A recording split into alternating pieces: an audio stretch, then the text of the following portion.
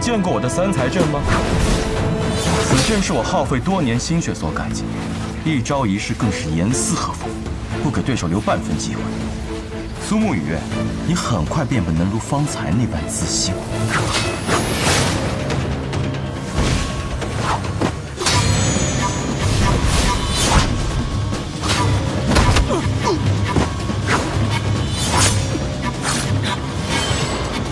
别费劲了，他们都长期服用了我穆家新调制的血统散，不知疼痛，只知听令进攻。母生，东南凯门，武痕，正北修门，武凤，刺他西海。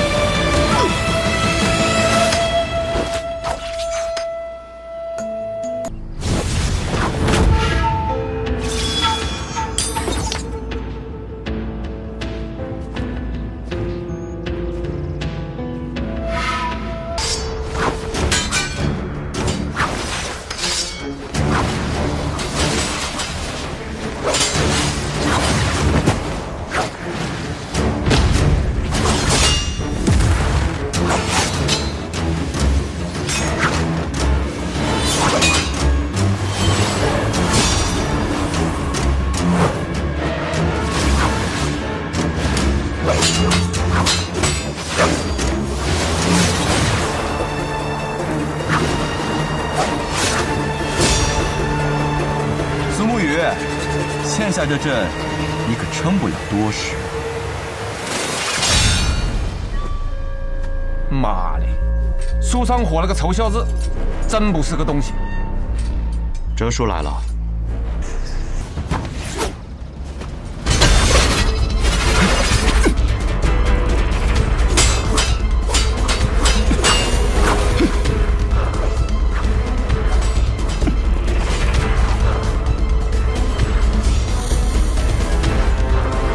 天了，小木鱼。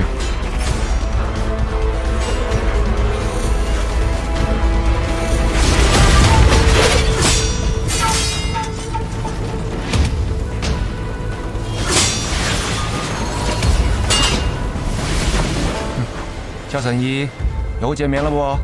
苏家苏泽，奉老爷子的命，来送小圣医归西。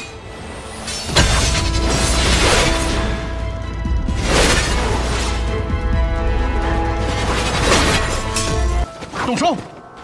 都给老子滚！苏哲，你到底是哪边的？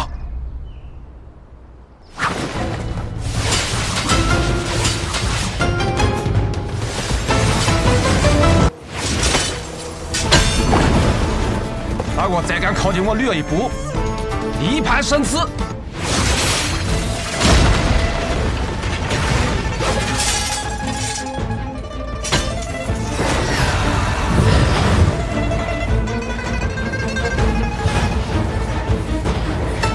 邪术，穆家的鬼虚阵法，小心！魑魅魍魉也敢在我降魔法掌面前放肆！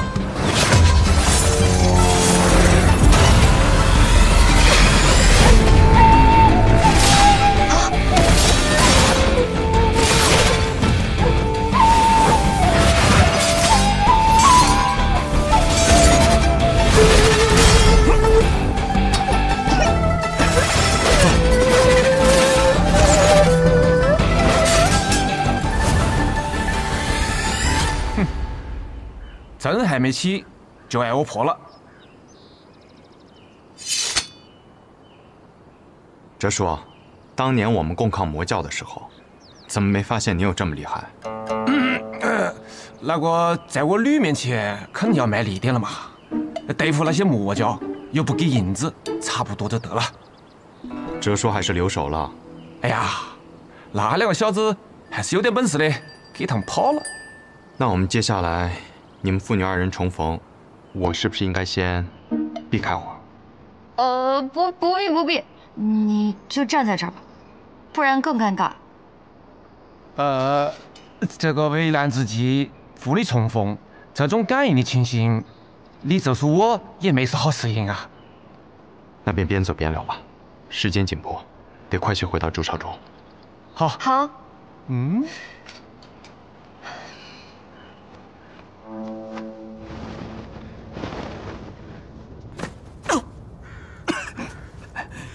这个苏哲，实力未免也太过恐怖了。毕竟，他曾经是离大家长之位只有一步之遥的男人呢。回去我就要将此事禀报给父亲。这次，我们不仅要杀了大家长，就连苏家也要连根拔起。没错，你说的没错啊。可是，想要家主下定决心跟苏家的人死战到底，似乎还缺了一个契机。什么契机？你的死。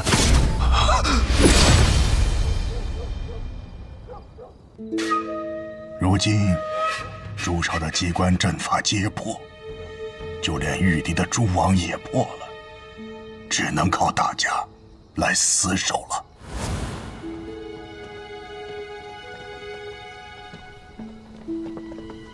好，诸位辛苦了。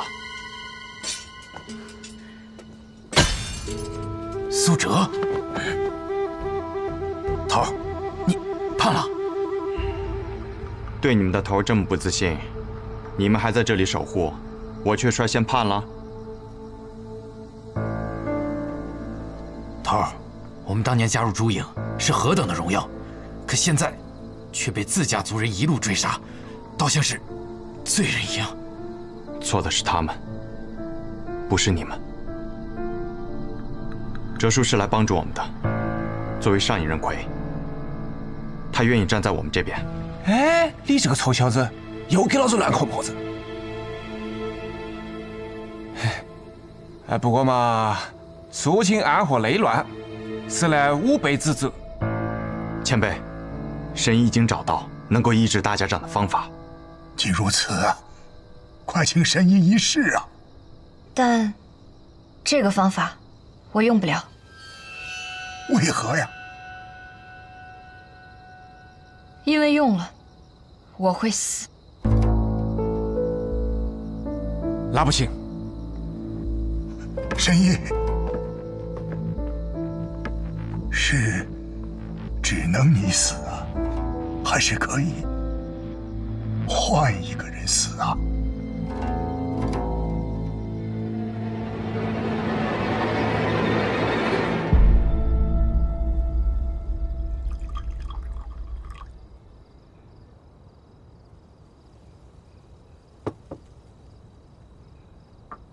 你母亲死后，我又偷偷去过几次温家，发现你不见了。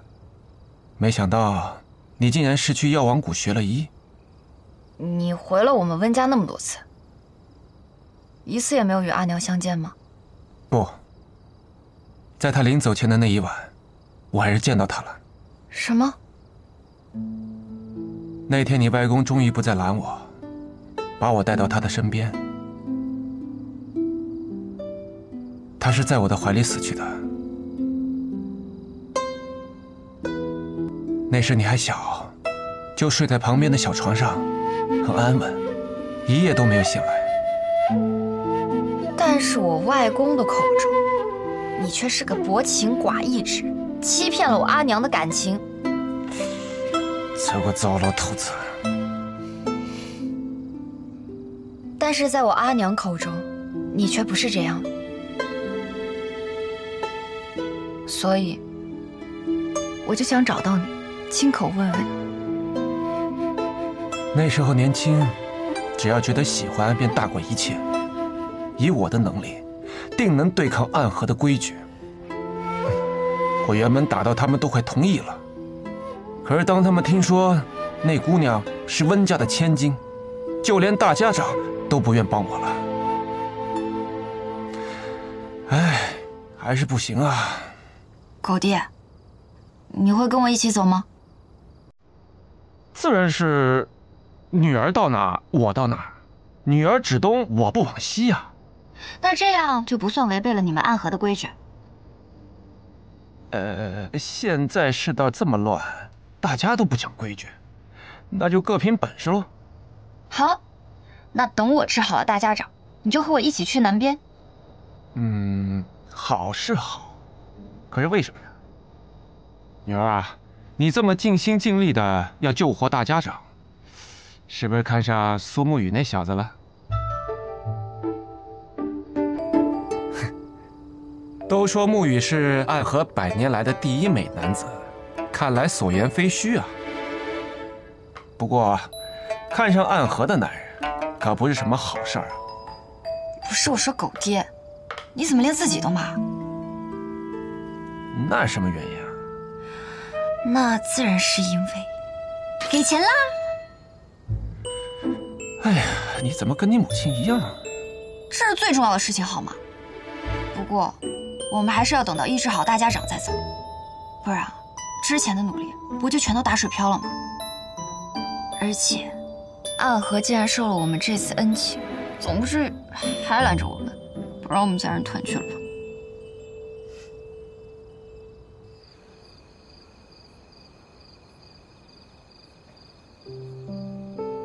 头儿，我们当年加入朱影是何等的荣耀，可现在却被自家族人一路追杀，倒像是罪人一样。是我的原则，让追随我的这些人成为了被家族抛弃，在暗河中无可依附的亡魂吗？魁大人，四舍，打扰魁大人独处了。神医和哲叔在谈事，让我先把伤药送来。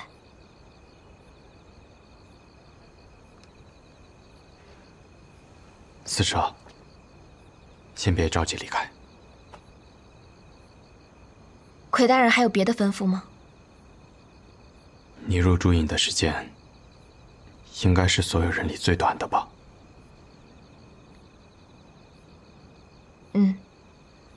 上一任四舍1年前突然重病离世，魁大人便在众多人之中选择了我。是啊，当初若我没有选择你，你如今也不会被卷入这场纷争之中。是我拖累了你。魁大人，我能问你一个问题吗？你问。我们暗河是坏人吗？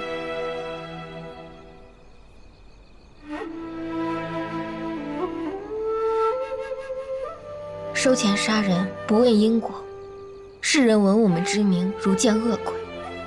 江湖朝堂，有多少人与我们结怨，也有多少人想将我们诛之而后快。我们是坏人吗？我们当然是。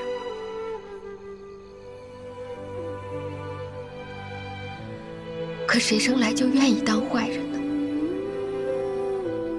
我生在暗河穆家，自有记忆开始便在学习如何杀人。从我们出生起，我们都是别无选择之人。我以为加入朱影不过是这段噩梦的延续，直到遇见了魁大人。您是我在暗河中遇见的第一个心存善念、心中仍留有阳光的人。是您告诉我们，加入朱影可以不再是杀戮的道，而是守护的道。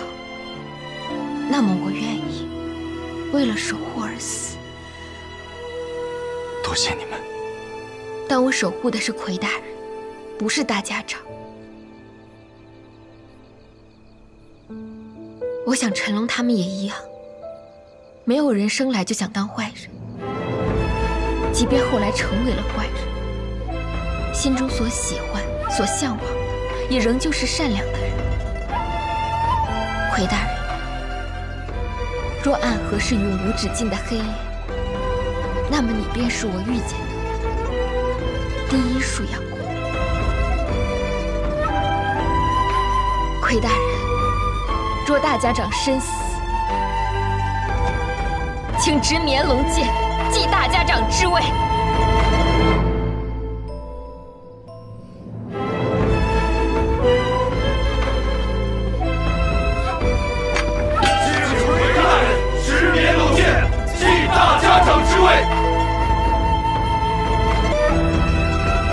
诸位请起。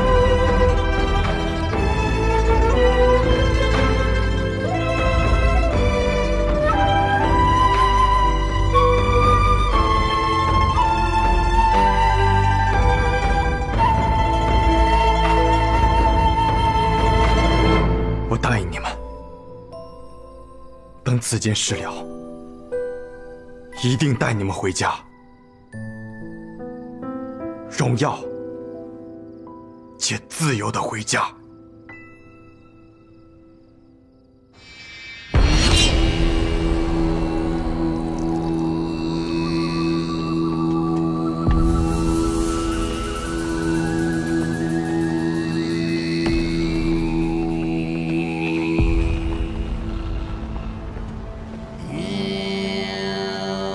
家主，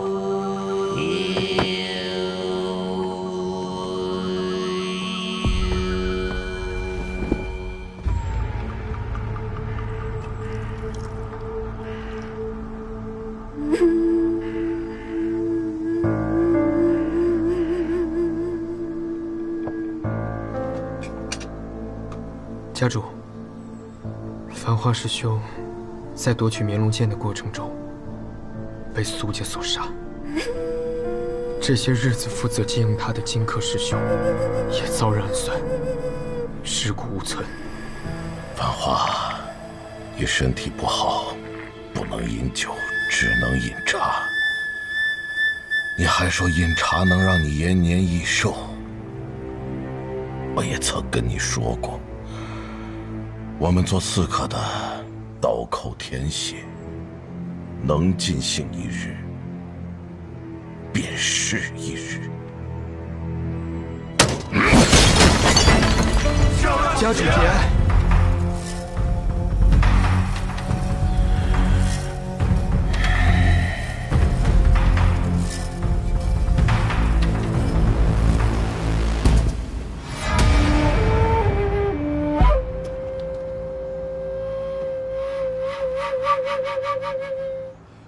谢渠道的徒弟呢？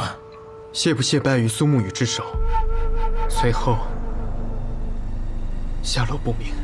下落不明？你的意思是说，谢不谢他叛逃了？弟子不敢。暗河就没有下落不明一说。他既然不辞而别，那就是叛逃。派2个人去寻他，另外传信给谢奇刀，让他来救萧城。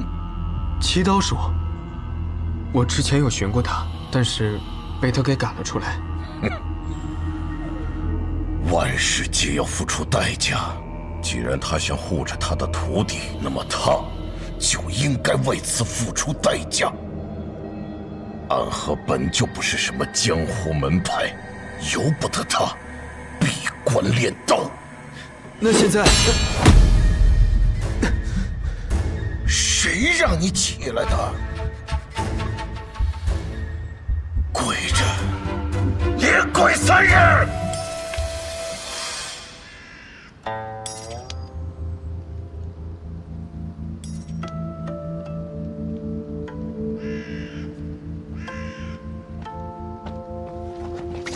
家主，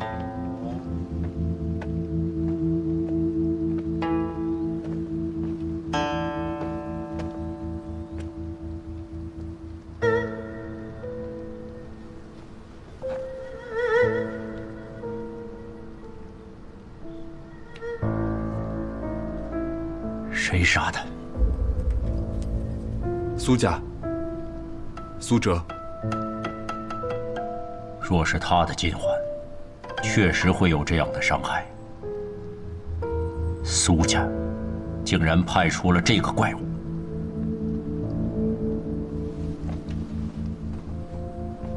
他们都是站在大家长一边的？应当不是。原本他出现也是为了杀死药王谷的神医，可不知为何，他突然动手杀了我们的人。我拼死一搏，才夺回少主的尸体。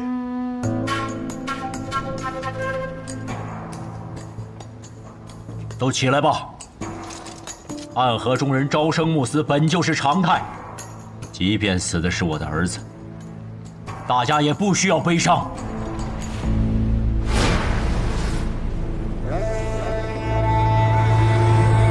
什么人？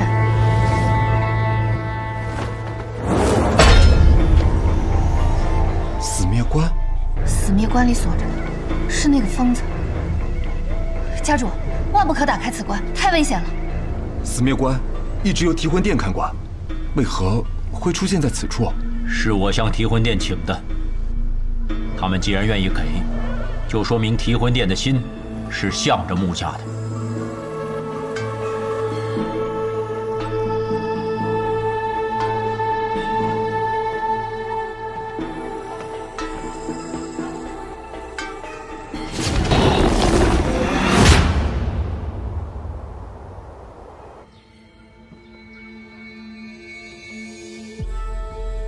长河呀，长河，你还真是要么不动手，动手就能让暗河风雨飘摇。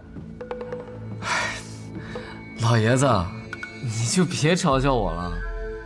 你看我被穆子哲打成了这副惨样，我哪有你说的那么厉害？谢繁花死了，你不会不知道吧？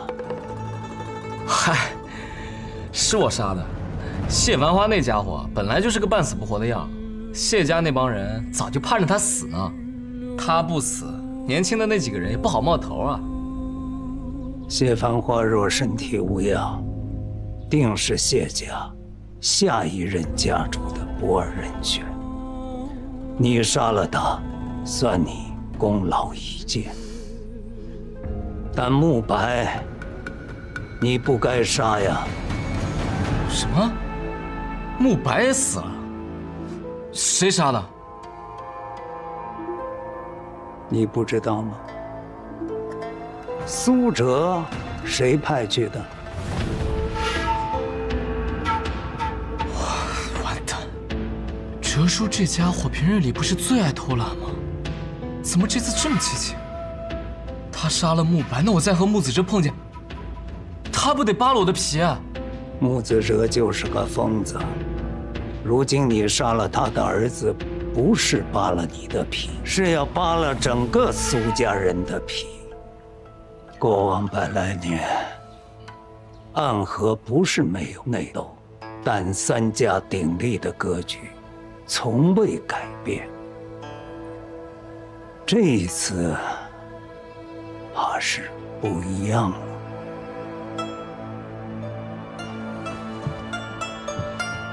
老爷子，这真不怪我，这是哲叔自己干的。我让他去杀药王谷的神医，我没让他杀慕白。罢了，剑出不能回鞘。既然如此，索性就让整个暗河都姓苏。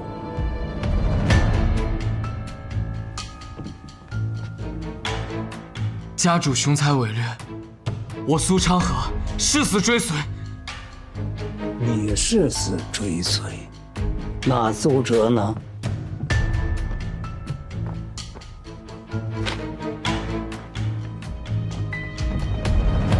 哲叔又怎么了？老爷子怕穆子哲报复，方才已派出了一批人马前去支援苏哲，但是他们发现苏哲并没有和苏沐雨动手，而是选择和苏沐雨还有那个药王谷神医同行，返回了株洲。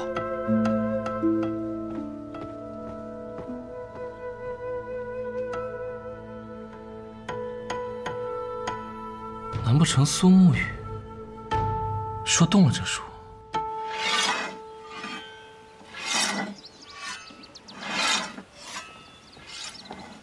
师父，方才不谢回来了。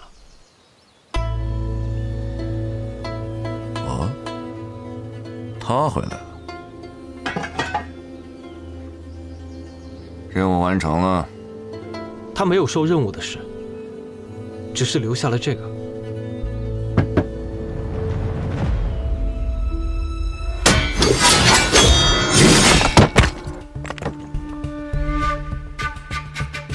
他和苏沐雨对战了，这便是他寻到的第8刀。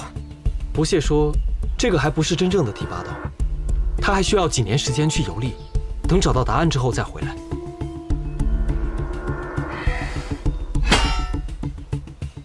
他疯了！暗河之人入江湖游历，逾10日不归，提魂殿追杀他的手书便会毫不犹豫地发下去啊！那便是第2件事了。家主来信了。信上说了什么？他们那些废话，我懒得看，你直接说了便是。家主说，谢不谢罔顾任务，私离暗河是死罪，但只要师父你愿意出山，前往九霄城助谢家一臂之力，那他们就会向提魂殿求一道手书，赦免不谢的死罪。这个谢霸倒是打得一手好算盘。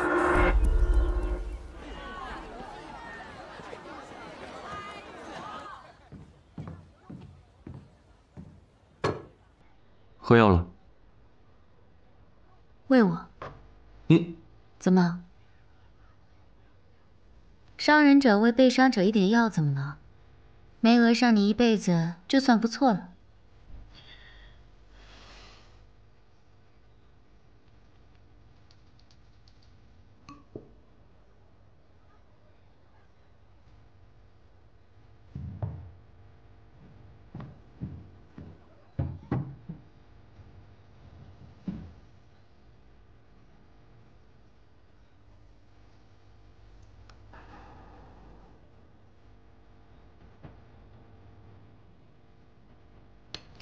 好体贴的小郎君啊！你这么拖着我，不是什么好办法。你的伤迟早会好，而我，迟早会去找大家长，为唐二老爷报仇。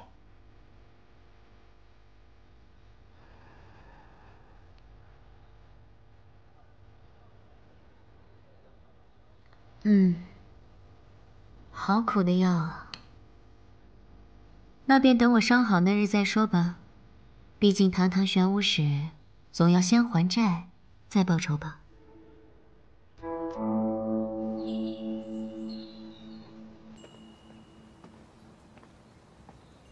哲叔，昨天你们那个声音真的是太响了，我都听到了。你真的想当大家长吗？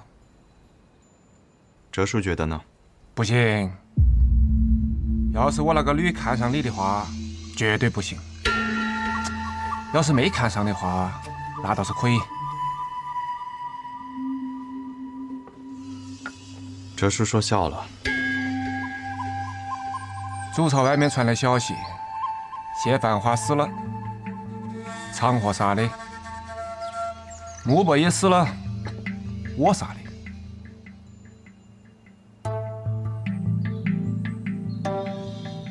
慕白不是已经逃走了吗？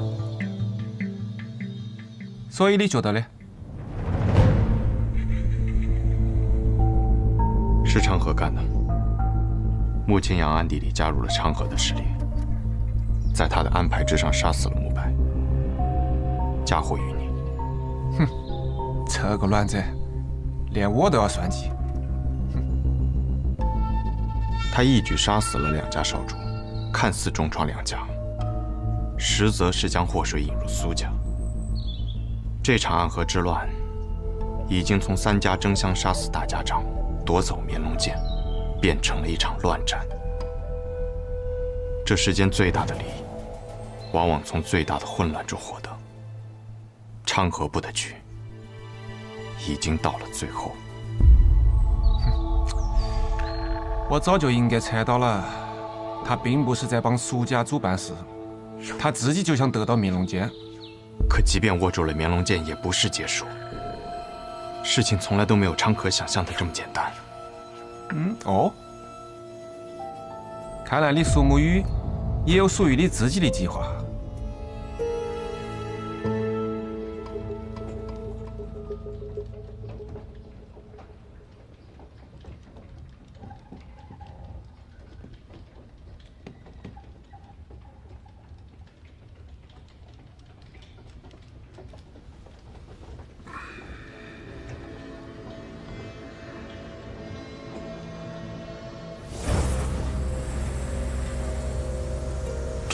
已经解了，难道小神医又回来了？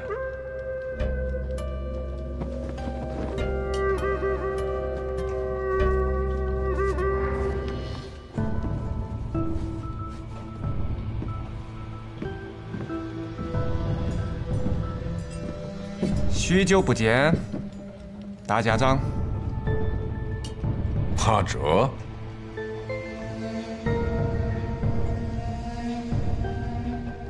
你怎么会突然出现在这里啊？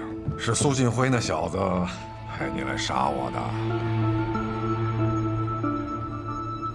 哼，多年前我也曾为大家长拼死一搏过，如今再次重逢，大家长居然讲我是来杀你的。哎呀，真是让人伤心啊！难道不是吗？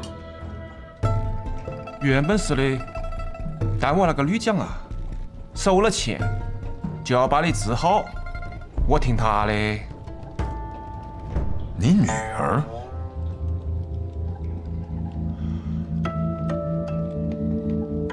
药王谷温家，难怪。所以我还要感谢大家长，要是没得你来找，我还没得办法跟我那个女重逢呢。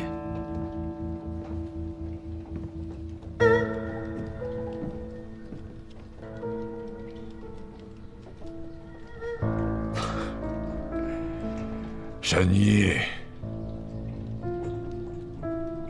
不错不错，你这毒已经解得差不多了，但切记，这几日不可以随意使用真气，否则就功亏一篑了。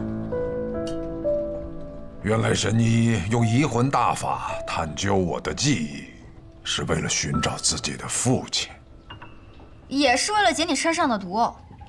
我可没有骗你啊！你看，你现在也变回一个健康的人了。那咱们之前说好的钱，是不是也该？答应给神医的都会给的。我只是很好奇，神医是如何治好我的？我以移魂大法和大家长同感同知，所以便也体会了一把那雪落一枝梅的万蚁蚀身之痛。可在此期间呢，我发现人体700念穴之中有一处没有被雪落一枝梅的毒所侵染，那就是至阳之穴。所以我用银针将那雪落一枝梅的毒全部都逼到了至阳之穴中。然后你再刺一针，将这些毒都放了出来。放了出来，可没有那么简单。这毒按理来说是治不好的，只有一种办法，就是以命换命。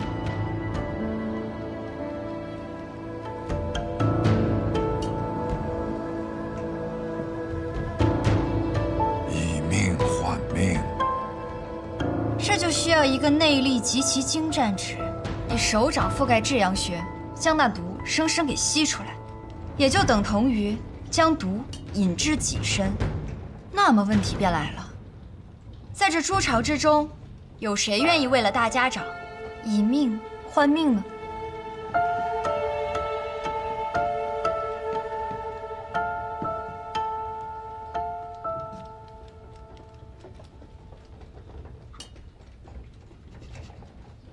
阿可，我还记得我们一同进入诸巢的那日，大家长原本连站都站不稳，却还要在他面前保持着一副正常的模样，不放松一丝一毫的警惕。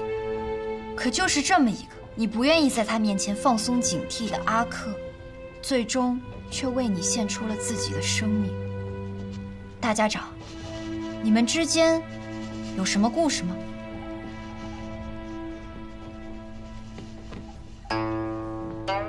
大概就是曾经的2个好兄弟，一个成了至高无上的大家长，另一个呢，成了驼背丑陋的看门人。就是这样子的故事啊。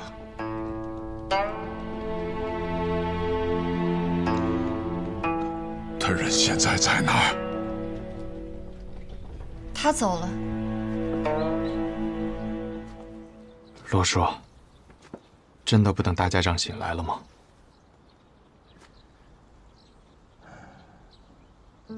罗拉，醒来也不必相见了。我与他之间的纠葛，从此一笔勾销。这出朱巢，你也自行处理了吧。大家长若已无事，那么这出朱巢便应是要亡故的了。也好，那个小神医呀，是个不错的姑娘。没想到罗叔也有喜欢调侃别人的时候。哎呀，人总在临死的时候，才能够真正的看透自己，获得真正的解放。如今，我不是暗河的人了，也不是穆家的穆可文，更不再是这处朱巢的看护者了。哎呀，没有了这些负担，我忽然觉得活在这个世界，好像又添了几分的滋味，又不再是那么的想死了。罗叔，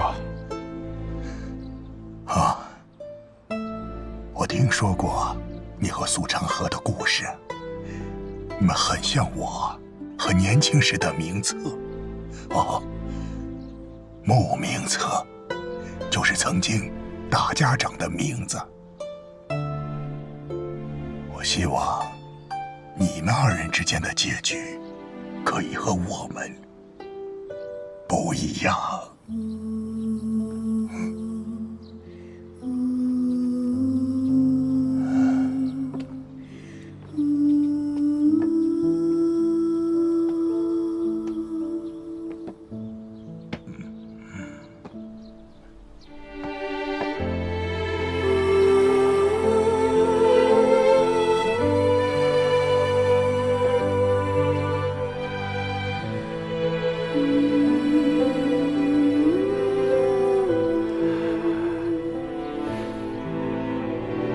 他说欠你的这一次已经还清了，你欠他的就等下辈子再说吧。他在人生余下的时间里不再是穆可文，也不属于暗河，不必再见了。他已将你体内的毒素几乎全都吸走了，但还有些残余。我这几日服以针灸，便可全部清除。但切记，这几日千万不可妄动内力，恐使其复发。所以，接下来的事情，是不是跟我们就没得关系了？那就劳烦大家长给提魂殿写封信。我要走了，喊趟莫派营来追杀我哦。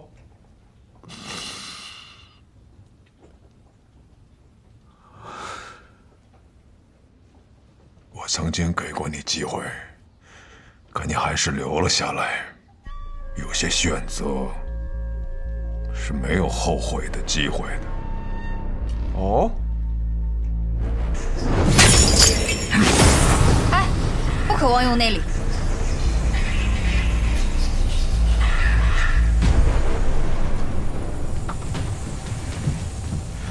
说，先容我和大家长聊聊，再做决定。你讲的对，你先聊。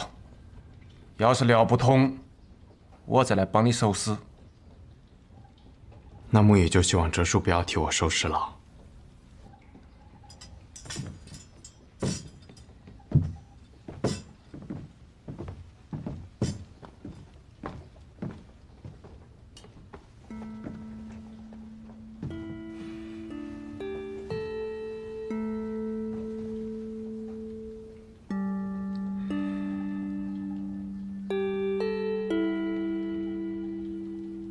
神医已医好了我身上的毒，墨玉，你完成了属于你自己的承诺，我会给你自由。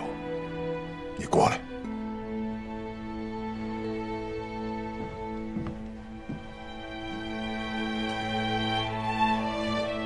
当年在鬼窟渊外，我那一剑为你下了生死同之毒，7年之期将至，为我内力刻画。这是我们之间的契约，现在我为你解毒。不必了，大家长。毒多年前就已经解了。什么？18剑阵大成那日，剑气冲贯全身，竟意外将那生死瞳化去了。